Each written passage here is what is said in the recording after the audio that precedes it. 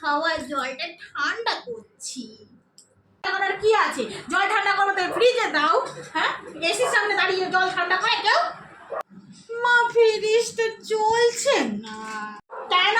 Fridge চলছে না কেন? ফ্রিজটা ঠিকই ছিল।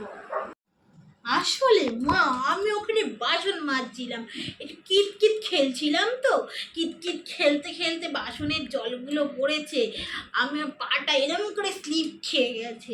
স্লিপ খেয়ে যাওয়ার পরে আমি এরকম এরকম এরকম করতে করতে ফ্রিজটা ধরলাম। ফ্রিজটা ধরার পরে আমি সোজা হয়ে দাঁড়ালাম, ফ্রিজটা যেই ছেড়ে দিলাম ফ্রিজটা ধপাস হয়ে পড়ে দুখণ্ড হয়ে গেল। একটা এপাশে চলে গেল, একটা এপাশে চলে গেল। তারপর থেকে ফ্রিজ আর চলছে না। খোকা দেখ কি সর্বনাশ করে দিল রে বাবা রে বাবা।